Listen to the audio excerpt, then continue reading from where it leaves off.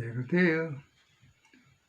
प्रिय जीवन लक्ष्य आनंद ज्ञान पथ के सजग बंधुओं, आपने पिछले चरण में perfect Ram Mohan Verma YouTube channel के माध्यम से परंपरा की माँ परंपरा की व्यक्त शरण लीला का संक्षिप्त परिचय प्राप्त किया एवं माँ का जो अव्यक्त स्तर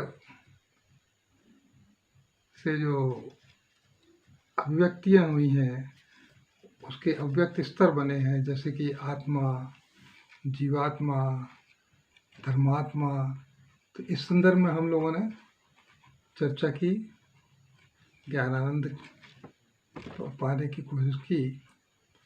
आशा है आपको पसंद आया होगा। अब आगे इस विषय में हम परम प्रभु परमात्मा परम आत्मा के विषय में चर्चा करके आनंदित होंगे। हालांकि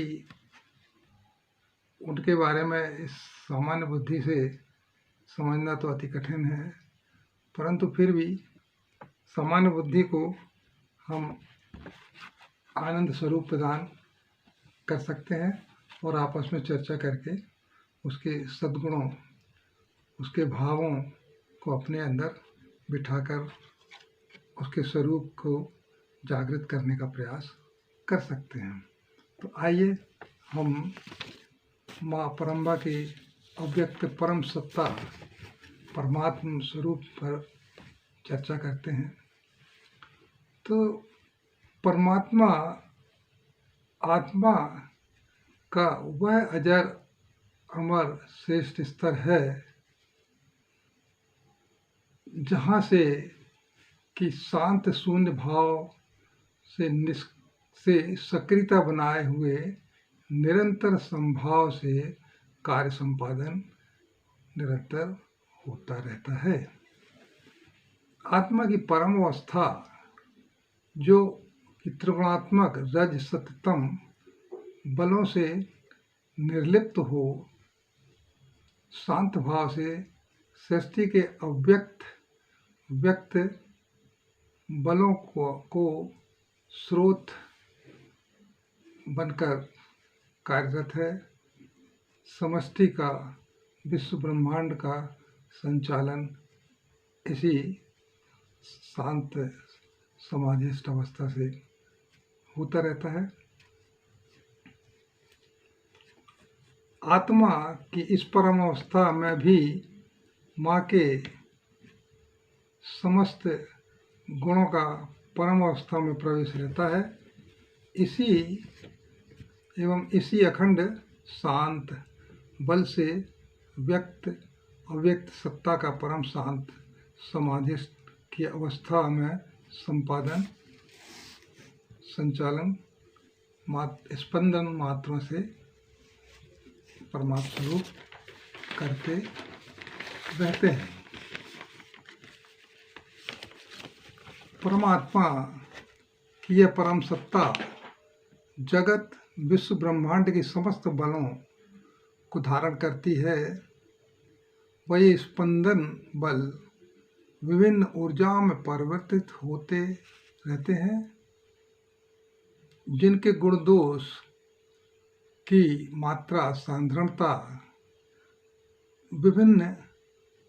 प्रकृति की विभिन्न चेतनता, भाव भंगिमा, अणु परमाणु के तीनों स्वरूप को निर्धारित करते हैं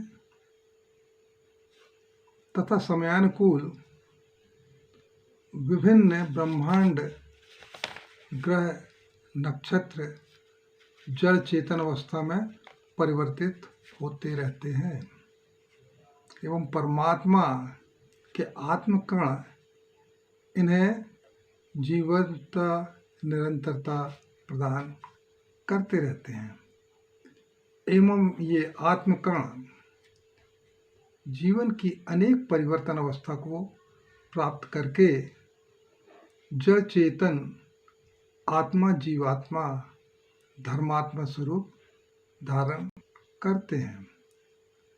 एवं त्रिगुणमयी धारा में बहकर यह आत्मकण अपने मूल परम ब्रह्म तत्व परमात्मा को प्राप्त करने की विकासमय यात्रा सहजता से प्रकृति विधान अनुकूल करते रहते हैं।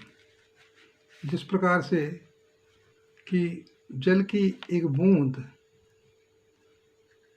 विभिन्न रूपों में रूपांतरण होते हुए विभिन्न प्रक्रियाओं के दौरान से जल वाष्प बनकर, फिर बर्फ बनकर, फिर वाष्प बनकर, इस तरीके से जल की बिंदु नदी के माध्यम से धीरे धीरे समुद्र पूर्णत्व के लक्ष्य की ओर निरंतर गतिमान रहती है। ठीक उसी तरह हमारे आत्मकण भी निरंतर गतिवान होते हुए विभिन्न संस्कारों के वशीभूत होते हुए अपनी जीवनचर्या को निरंतरता प्रदान करते रहते हैं और परमात्म स्वरूप में शामिल होते हैं।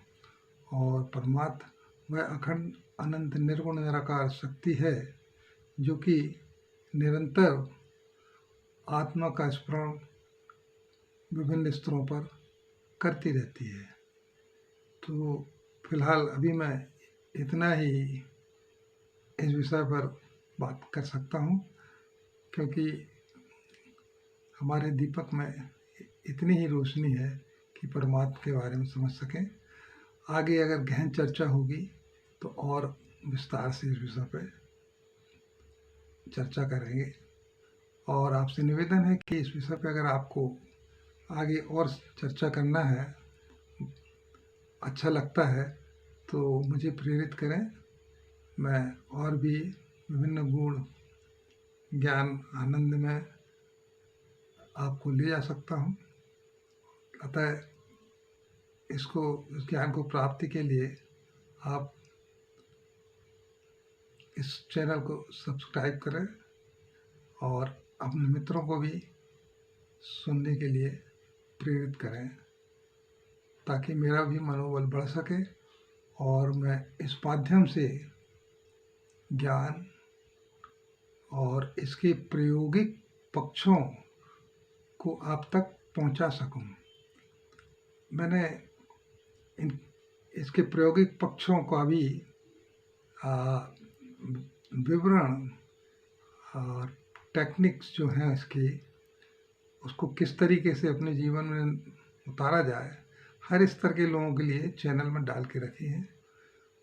आप चाहें तो उनको अपने नियमित दैनिकचर्या में जोड़कर उसका तुरंत से लाभ आरंभ कर सकते हैं।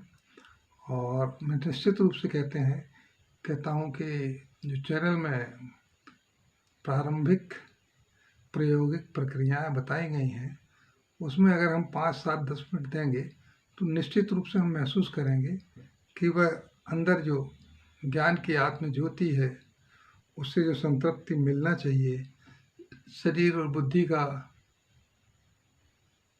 विकास होना चाहिए, वो हम महसूस करने लगेंगे। अतः आपको पुनः मैं सुनने के लिए धन्यवाद देता हूँ। आशा है आगे इसी तरीके से इस चैनल के एपिसोड्स को सुनते रहेंगे। और कभी और आगे कुछ समझना है तो Ram Mohan Verma perfect YouTube channel में देख सकते हैं, या एक ग्रुप बना फेसबुक में सिंपली परफेक्ट सॉल्यूशन, उसके माध्यम से भी आप समझ सकते हैं और अपने विचार, अपने प्रश्न हमें प्रेषित कर सकते हैं। और मुझे आनंद होगा अगर आप अपनी प्रतिक्रियाएं मेरे पास भेजें, ताकि मैं इसके मूल रूप में अगर कुछ आवश्यक हो और आपके सुझाव को शामिल कर सकूं।